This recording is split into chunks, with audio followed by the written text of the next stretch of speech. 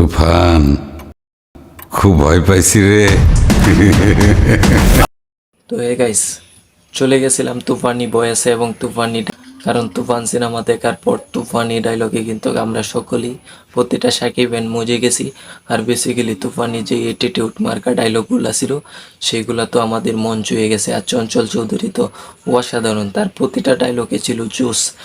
তো সব কিছু মিলিয়ে শাকিব খানকে তুফান সিনেমাতে শাকিব খানকে তুফান সিনেমাতে অন্য লেভেলের একজন শাকিব খানকে আমরা দেখেছি। এটা আমার কাছে সবচেয়ে বেশি ভালো লাগছে। এটুটির মার্কা ডায়লগে শাকিব খানকে প্রথমবার পেয়েছি। এই লুকটা যে অসাধারণ একটি লুক ছিল শাকিব খানের, এটা বলার মতো কিছুই নাই। কারণ এই তুফান সিনেমাটি আমি দুইবার দেখেছি, আর দুইবার দেখার পর আবার দেখতে ইচ্ছে করছে। যখন আমি তুফান সিনেমাটি দেখে হল থেকে বের হয়ে যাব সর্বলাস্ট, তখন কিন্তু মনটা চাইতেছে যে আরও একটি টিকিট নিয়ে আবার এবং তুফান সিনেমাটা দেখি। তো এভরিওয়ান, আরও একটা কথা না বললেই নয়, আগামীকাল আমি একটি সিনেমা হলে দেখেছিলাম তুফান সিনেমাটা। সেটা হয়তো বা আমার এলাকার পাশে। তো আমার এলাকা থেকে সেখানে যাইতে ভাড়া লাগে প্রায় 80 টাকা। তো অনেক মোটামুটি দূরেই। তো আমাদের এদিকে কিন্তু আমাদের শহরে কোনো সিনেমা হল নাই, ছিল সেগুলো কিন্তু বন্ধ হয়ে গেছে। আমি আরও আগের ভিডিওতে বলছি, বেসিক্যালি আমাকে সিনেমা দেখতে অনেক দূরে যেতে হয়, অনেক পরিশ্রম করে যেতে হয়। তারপর আগামীকাল অনেক বৃষ্টি কাটিয়ে কিন্তু বন্ধু বান্ধব নিয়ে সিনেমা হলে গেছি। তো আমি বেসিক্যালি সিনেমা দেখতে গেলে আসলে একা যাই না, কারণ তাছাড়া শাকিব খানের সিনেমা। তো বন্ধু বান্ধব নিয়ে যাই, দুইবার গেছি, দুবার কিন্তু অসংখ্য বন্ধু বান্ধব নিয়ে আমি সিনেমাটা দেখেছি। তো সব কিছু মিলিয়ে আগামীকাল গেছিলাম সিনেমাটা দেখতে, টিকিট কাটছি। তো ঢুকছিলাম দুপুর 12টা শুয়ে আমরা টিকিট কেটে ঢুকছি। তারপর কিন্তু সিনেমা হলটা এত সুবিধা না। আমার পাশে একটি ভিডিও দেখতেছেন, দেখেন সিনেমা হলের ভিতরে মানে পুষ্কুনি হয়ে গেছে, বৃষ্টির মাঝে পানি ঢুকিয়ে মানে অবস্থা সিরিয়াস। ভাঙ্গাচোরা একটি সিনেমা হল মনে হয়, বছরে মনে হয় এই ঈদের মাঝে দুইটা সিনেমা চালানো হয়, দুই ঈদে প্রায়। আমার কাছে মনে হয়েছে যে শাকিব খানের তুফান দিয়েই এই সিনেমার হলটা খুলছে। আগে আগে মনে হয় প্রিয়তমার সময় সিনেমাটাতে চালানো হয়েছিল, এরপর মনে তুফান। রাজকুমার মনে হয় চালানো হয়েছে কিনা জানি না, কারণ রাজকুমার আমি এটাতে দেখি নাই, অন্য আরেকটি হলে দেখছিলাম।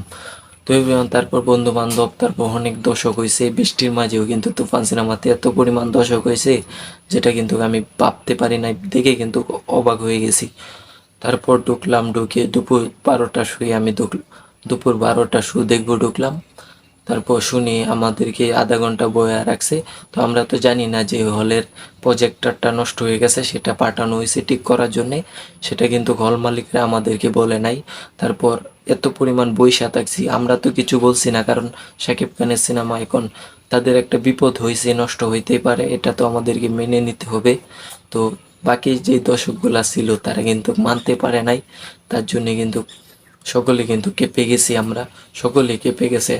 কেঁপে কিন্তু হল মালিককে দোষী। তারপর প্রজেক্টর কিন্তু আনছে, আনার পর প্রজেক্টর যে চালু করতে পারে নাই, বাট প্রজেক্টরটা যে ডিস্টার্ব হয়েছে সেটা কিন্তু ঠিক করে আনছি, নর্মাল কিছু লাগায়া হাতা ফাতা কইরা ঠিক করে নিয়ে আসছে।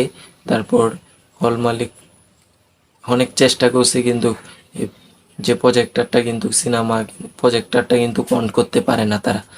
এভাবে কিন্তু আমাদেরকে 3 ঘন্টা, পুরো 3টা ঘন্টা আমাদেরকে বসে রেখেছে। সৎ প্রায় 100-র উপরে দর্শক বৃষ্টির মাঝে হয়েছে, 12টা শো দেখবে ঢুকছে। তারপর কিন্তু সিনেমাটা অবশেষে 3 ঘন্টা যদি 12টা শো দেখবে দর্শক মানে ঢুকে 3 ঘন্টা বসে থেকে কত ধৈর্য ধরবে আর আপনারা বলেন। এত পরিমাণ ধৈর্য ধরেও কিন্তু কিছুক্ষণ পর পর স্যার স্যার দিয়ে স্যার বাইরেতেছে দর্শকের মানে উত্তেজনা, রাগ। তো অবশ্যই রাগ হওয়ার কথা, কারণ তারা এক একজন অনেক দূর থেকে এসেছে, আর আমাদের এদিকে মানে এত সিনেমা হলও নাই। সব কিছু মিলিয়ে সকলে কেঁপে গেছে। তারপর হল মালিককে গিয়ে দোষী, তারপর কিন্তু অনেক বকাঝাটি করছে। তারপর দেখলাম হলের অবস্থা ভালো নয়, সব কিছু ওদের ঠিকঠাক নাই, বাট একটু সিনেমাটা চালু দিছিল, 10 মিনিট চলছে, তারপর কারেন্ট গেছে গা, তারপর কিন্তু এই সিনেমাটা বন্ধ করে দেওয়া হয়েছে। তারপর আবার এই প্রজেক্টরের সমস্যা, সব কিছু মিলিয়ে পুরো 4 ঘন্টা বসে থেকে তুফান দেখে আসলাম। তো এর আগেও আমি তুফান দেখে আসছি আরও একটি সিনেমা হল থেকে, সেটা বেশ ভালো ছিল, কিন্তু এই সিনেমা হলটা অনেক খারাপ ছিল। অনেক খারাপ ছিল। এই সিনেমা হলে যে দর্শকগুলা পুরো 4 ঘন্টা বসে থেকেছে তারা কিন্তু পরবর্তী সময়ে হলমুখী হবে না। আপনারা আমার ভিডিওর মাধ্যমে দেখতেছেন যে হলের মাঝে কত পানি, তারপর হলের মাঝে অনেক পানি হয়েছে। তারপর আর কি বলবো, তারপর যখন শো শুরু হলো 4:30টার সময় শো ছাড়লো, সব কিছু ঠিকঠাক কইরা সকাল আমরা গেছি সকাল 11টার সময়, আল্লাহ বুঝেন আসছি 8টার সময় বাড়িতে।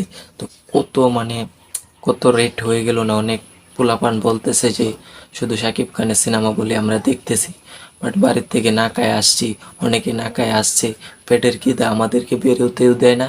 অনেকেই বলতেছে টিকিটের টাকা দেন, আমরা চলে যাব, সিনেমা দেখবো না। তো যাদেরকে এত কষ্ট দিছে তারা কি পরবর্তীতে সিনেমা হলে আসবে সিনেমা দেখার জন্যে? তো আমি বলতে চাই তাদেরকে যে আগে থেকে কিন্তু তারা ব্যবস্থা করে রাখা উচিত ছিল, কারণ এটা তুফান সিনেমা, শাকিব খানের তুফান সিনেমা, এটাতে কিন্তু একটা জ্বর উঠবে। তো এটা তাদের জানার উচিত ছিল। তো এভরিওয়ান, এই ছিল ভিডিও। আগামীকাল যে তুফান সিনেমাটা আমি দেখলাম এই বিষয়ে অনেক কষ্ট করছি, আগামীকাল কষ্ট করে হলেও তুফান সিনেমাটা দেখে আসছি। তো এভরিওয়ান, এই ছিল ভিডিও। আপনাদের তুফান সিনেমাটি যারা দেখছেন কমেন্ট করবেন কেমন লাগছে। তো এভরিওয়ান, আসি, আল্লাহ হাফেজ।